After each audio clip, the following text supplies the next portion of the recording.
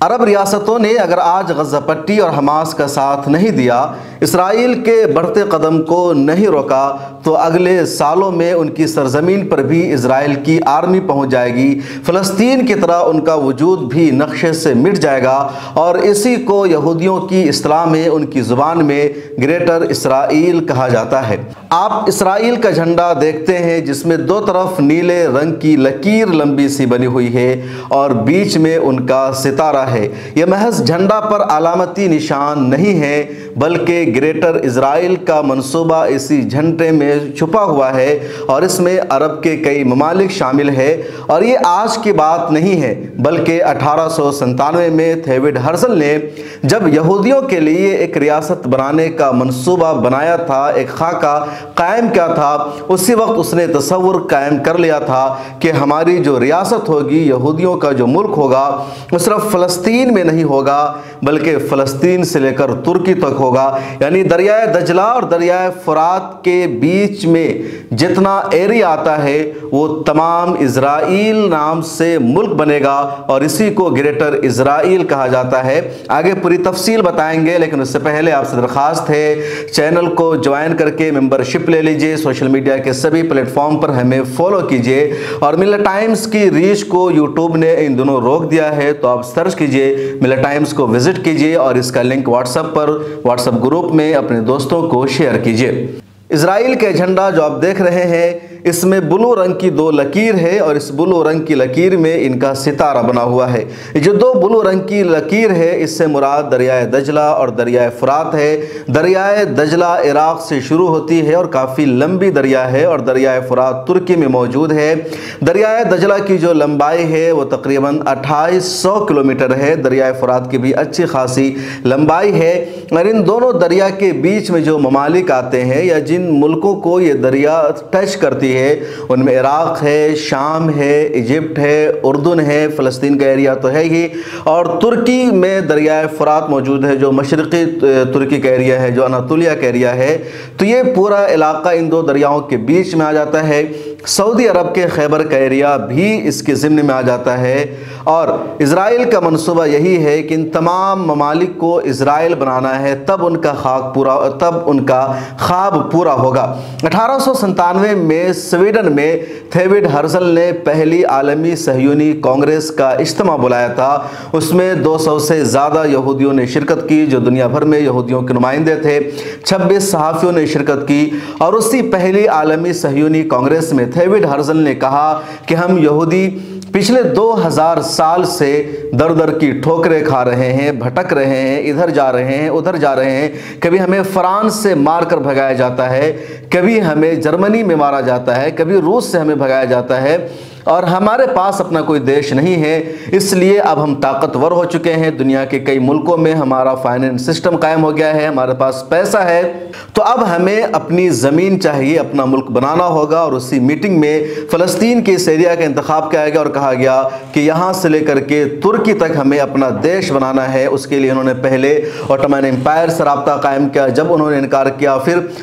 British umpire نے، امریکہ نے ان کی مدد کرنے کا فیصلہ کیا، اور اس طرح اسرائیل کا خواب شرمندہ تعبیر ہوا۔ تو اسی 1897 اگست میں جو 3 روزہ کانگریس کی پہلی میٹنگ ہے، عالمی صہیونی کانگریس، 29 اگست سے لے کر کے 31 اگست تک، اسی میں تھیوڈ ہرزل نے یہ جھنڈا بنایا، اپنے تمام آڈینس کو، اس کے مندوبین کو دکھایا، اور کہا یہ جو جھنڈا آپ دیکھ رہے ہیں، اس میں یہ لکیر ہے، اس سے دریائے دجلہ مراد ہے، اس سے دریائے فرات مراد ہے، اور اس کے بیچ میں جو پورا علاقہ ہے، یہاں پر ہم اسرائیل بنائیں گے۔ اور اس کی دلیل انہوں نے دی کہ اس علاقے کا وعدہ ہم سے ہمارے رب نے کیا ہے۔ توریت کے بارے میں کہا جاتا ہے کہ وہاں اللہ تعالیٰ نے یہودیوں سے وعدہ کیا ہے کہ اس سرزمین میں ان کی حکمرانی قائم ہوگی، چنانچہ ان کا کہنا تھا کہ ہم سے توریت میں ہمارے پروردگار نے وعدہ کر رکھا ہے کہ ہماری نسل یہاں پر حکومت کرے گی، ابراہیم کی نسل کی حکومت ہوگی، اور وہ حکومت ہماری ہوگی، لہٰذا ہم وہیں چل کر اپنی حکومت قائم کریں گے، اور اس کے لیے پوری جد و جہد شروع کی۔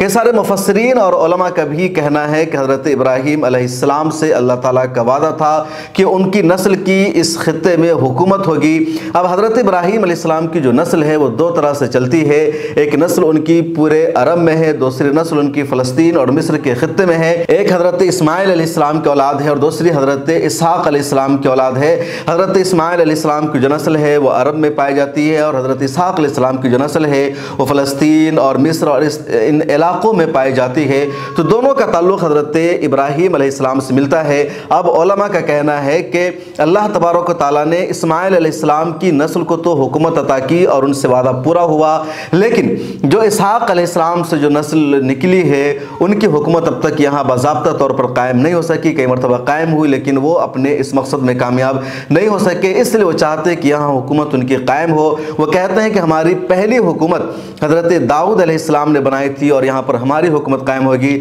لیکن دوسری طرف علماء نے ان کے اس دعوے کو ریجیکٹ کیا اور کہا کہ اس علاقے میں جو رہنے والے ہیں وہ صرف یہودی نہیں بلکہ یہودیوں کے علاوہ بھی بہت سارے لوگ رہتے تھے، اور یہاں یعنی فلسطین میں جن لوگوں کی حکومت ہے وہ بھی برسوں سے یہاں آباد ہے، یہ بھی ان کی ہی اولاد ہے، لہٰذا یہاں جو حکومت کر رہے ہیں یا جن کی حکومت ہے وہ بھی حضرت اسحاق کی اولاد ہے، کیونکہ حضرت اسحاق کی اولاد میں سے بھی ایک بڑی تعداد نے عیسائیت کو اختیار کیا، پھر انہوں نے اسلام کو اپنایا، اور یہودیت میں جو گمراہی پیدا ہوئی، جو بگاڑ پیدا ہوا، اس کو ان لوگوں نے فالو نہیں کیا تھا، اس لیے بھی وہی لوگ ہیں اور یہودیوں کو یہ دعویٰ کرنے کا کوئی حق حاصل نہیں ہے۔ بہرحال توریت کی اسی آیت یا اسی وعدے پر تھیوڈ ہرزل نے کہا کہ ہم اس علاقے میں اپنی حکومت قائم کریں گے، اور اس پورے کی نشاندہی کی گئی اور لگاتار وہ اپنے علاقہ کو بڑھاتے جا رہے ہیں۔ اسرائیل کا جو منصوبہ ہے یہ امریکہ کو بھی معلوم ہے، انگلینڈ کو بھی معلوم ہے، اور یہ سبھی طاقتور ممالک لگاتار اسرائیل کے اس منصوبہ کو عملی جامہ پہنانے میں مدد کرتے ہیں۔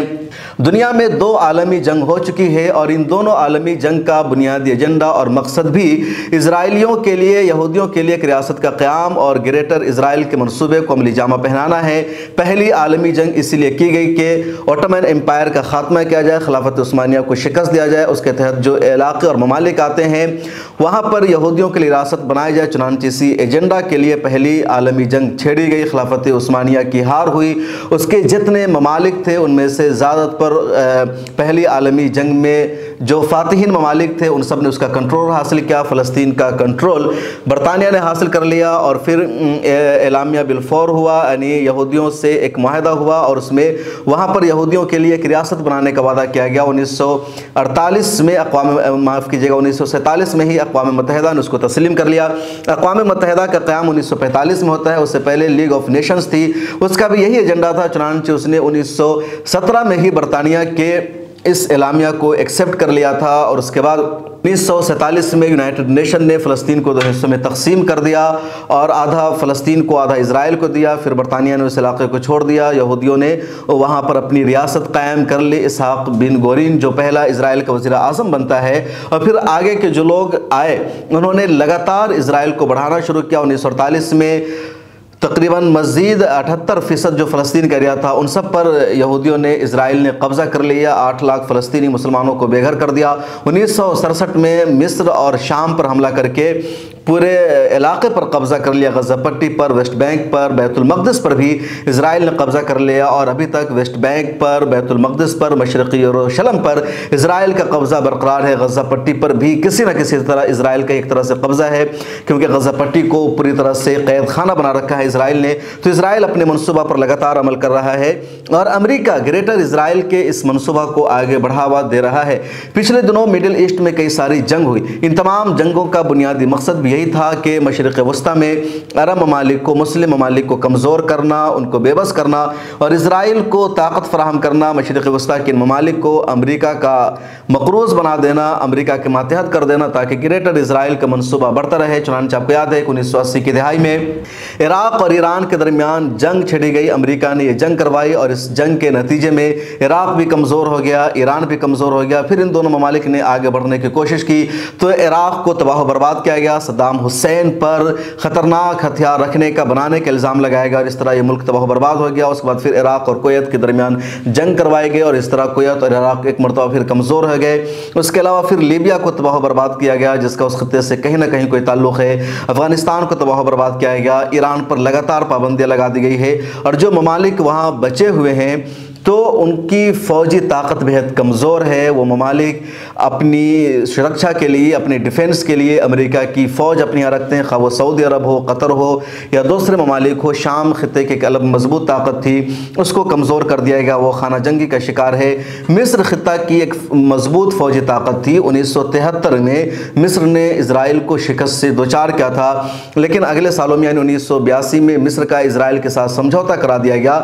مصر کو خانہ جنگی کا شکار بنائے گا، اور مصر کی بھی فوجی طاقت ایک طرح سے کمزور ہو گئی۔ اردن کی فوجی طاقت تھی، اس کو بھی ایک طرح سے کمزور کر دیا گیا۔ تو امریکہ نے خطے کے تمام بڑے بڑے ممالک کی فوجی طاقت کو، ان کی اہمیت کو کمزور کیا، دوسری طرف اسرائیل کی طاقت کو لگاتار آگے بڑھایا، اسرائیل کو مضبوط کیا تاکہ اسرائیل اپنے منصوبہ کو آگے بڑھائے اور کوئی ملک ان کا مقابلہ نہ کر سکے۔ اب دیکھیں کہ 1967 میں اسرائیل نے کئی علاقوں کا قبضہ کر لیا، اس کے بعد لگاتار اسرائیل بڑھتا جا رہا ہے۔ حالیہ دنوں میں ویسٹ بینک اور غرب اردن میں اسرائیل لگاتار یہودی بستیوں کی تعمیر کر رہا ہے، یہودیوں کو لا کر بسا رہا ہے، اور کوئی یہودیوں پر لگام لگانے کو تیار نہیں ہے۔ ٹرمپ کے دور صدارت میں مشرقی القدس کو اسرائیل کا دارالسلطنت یعنی اسرائیل کی راجدھانی تسلیم کر لیا گیا، اور پوری دنیا اس پر چپ رہی، خاموش رہی، کسی نے امریکہ کو اس کا جواب نہیں دیا۔ تو یہی گریٹر اسرائیل کا منصوبہ ہے۔ اب جو حالیہ جنگ ہو رہی ہے، اس میں اسرائیل کا مقصد ہے غزہ پٹی پر مکمل طور پر قبضہ کرنا، حماس اور تمام فلسطینیوں کو وہاں سے خالی کرانا۔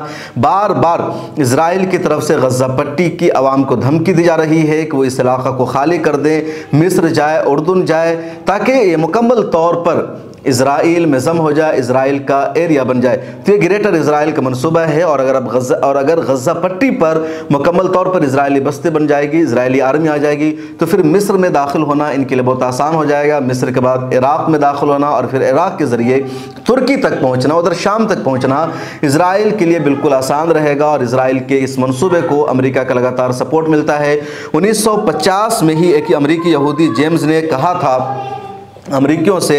کیا پسند کرے یا نہ کرے، دنیا میں ایک عالمی یہودی ریاست قائم ہو کر کے رہے گی، اور یہودیوں کا یہی منصوبہ ہے۔ ماضی میں کئی مرتبہ یہودی رہنماؤں نے یہ بھی کہا کہ آخر میں ایک عالمی طاقتور یہودی ریاست قائم ہوگی، پوری دنیا اس کی غلامی کرے گی، اور یہودی سب سے طاقتور ہوں گے۔ کئی مرتبہ یہودی رہنماؤں کی طرف سے بھی کہا گیا کہ جس طرح ماضی میں دنیا پر عیسائیوں نے حکومت کی ہے سپر پاور بن کر کے، یا مسلمانوں نے سپر پاور بن کر کے حکومت کی ہے، لیکن ابھی تک یہودیوں نے سپر پاور بن کر اس دنیا پر حکومت نہیں کی ہے، لیکن وہ وقت ضرور آئے گا جب یہودی بھی سپر پاور بنیں گے اور دنیا پر حکومت کریں گے، اور یہ جو ان کا ایجنڈا ہے، منصوبہ ہے، وہ اسی وقت پورا ہو سکتا ہے جب گریٹر اسرائیل کا منصوبہ پورا ہوگا۔ اور اس لیے بھی ان کو لگ رہا ہے کہ اگر یہ گریٹر اسرائیل بنے گا، یہ تمام ممالک میں اسرائیل کی فوج جائے گی، تو پھر جو ایندھن ہے، جو ریسورسز ہے، جو وسائل ہے، ان پر اسرائیل کا قبضہ ہو جائے گا۔ تیل کی پیداوار ہے، دوسری چیزیں ہیں، اور اس طرح اسرائیل کا اپنا منصوبہ ہوگا۔ آج بھی کہیں نہ کہیں یہودی ہی دنیا کو کنٹرول کر رہے ہیں۔ آپ سمجھے کہ اسرائیل پر حماس کا حملہ ہوتا ہے اور امریکی صدر وہاں پہنچ رہا ہے، برطانیہ کا وزیر اعظم وہاں پہنچ رہا ہے، جرمن کا چانسلر وہاں پہنچ رہا ہے، دوسرے ممالک کے سربراہ وہاں پہنچ رہے ہیں۔ اس کا مطلب ہے کہ ان ملک کی معیشت پر یہودیوں کا کنٹرول ہے۔ ان ممالک میں کس کی حکومت بنے گی اور نہیں بنے گی، وہاں یہودی اس کا فیصلہ کرتے ہیں۔ امریکی صدر یا امریکی صدر کے جو مخالفین ہیں، جو اپوزیشن میں ہیں، سبھی ایک زبان میں اسرائیل کا ساتھ دے رہے ہیں، مسلمانوں کے خلاف زہر اگل رہے ہیں۔ تو اس کا مطلب ہے کہ وہاں کوئی بھی پتہ نہیں ہل سکتا ہے یہودیوں کی منشا کے بغیر۔ تو یہودیوں نے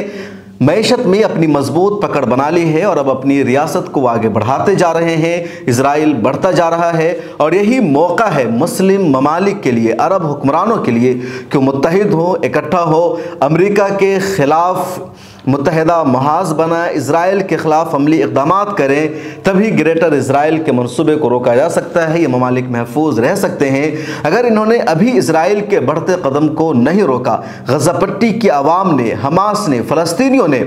बची खुची हालत में भी अपनी जानों का नजराना पेश करके, शहादतें पेश करके, कुर्बानियाँ दे करके इजराइल के बढ़ते कदम को रोक रखा है। लेकिन अगर आज इन अरब ममालिक ने गज़ा पट्टी की मदद नहीं की, इनका ताउन नहीं किया, इनको फौजी मदद नहीं भेजी, इनको फूड नहीं दिया, इनको इजराइल को मजबूर नहीं किया, अमेरिका को मजबूर नहीं किया, तो फिर इन ममालिक में भी इजराइल की एंट्री हो सकती है और ग्रेटर इजराइल का मंसूबा आसानी से पूरा हो सकता है। खुदा करे इन अरब हुक्मरानों को, मुस्लिम ममालिक को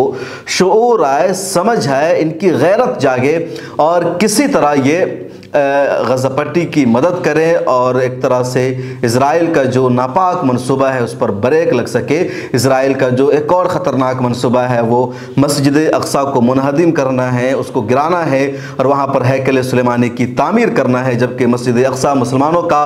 क़िबले अव्वल है, उसके हक़दार मुसलमान हैं। नबी करीम सल्लल्लाहु अलैहि वसल्लम ने वहाँ से मेराज का सफ़र किया था। नबी करीम सल्लल्लाहु अलैहि वसल्लम ने वहीं पर तमाम अंबिया कराम की इमामत की थी। वहीं पर हज़रत उमर फ़ारूक रज़ियल्लाहु ताला अन्हु पहुँचते हैं, उन्होंने मस्जिद की तामीर की, उन्होंने भी वहाँ नमाज अदा की, उन्होंने उसको फ़तह किया। तो मस्जिद अक्सा से मुसलमानों का गहरा लगाव है, पूरे उम्मत मुस्लिमा का मामला है, सिर्फ फ़लस्तीन के मुसलमानों का मामला नहीं है। पूरी दुनिया को मुबारकबाद देनी चाहिए फ़लस्तीन के मुसलमानों को कि वो क़िबले अव्वल की आज़ादी के लिए, मस्जिद अक्सा के तहफ़्फ़ुज़ के लिए जंग लड़ रहे हैं, अपने दिनों रात को एक कर चुके हैं, अपने पूरे ख़ानदान की कुर्बानी पेश कर रहे हैं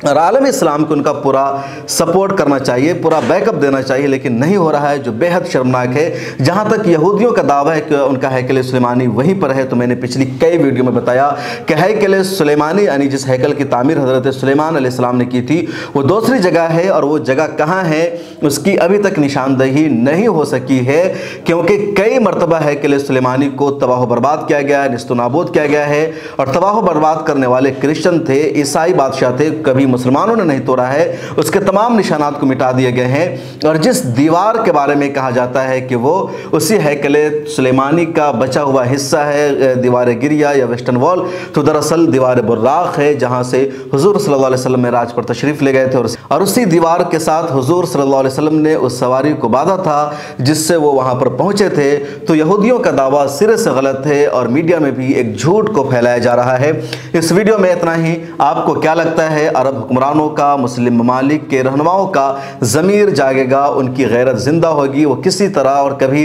मदद करने आएंगे या फिर इसी तरह वो चुपचाप रहेंगे और अपनी बारी का इंतज़ार करेंगे? फिर मुलाकात होगी इसी तरह के हिस्टोरिकल वीडियोस के लिए। आप हमें देखते रहिए। मिलत टाइम्स के दूसरे चैनल द हिस्ट्री पॉइंट को भी सब्सक्राइब कर लीजिए।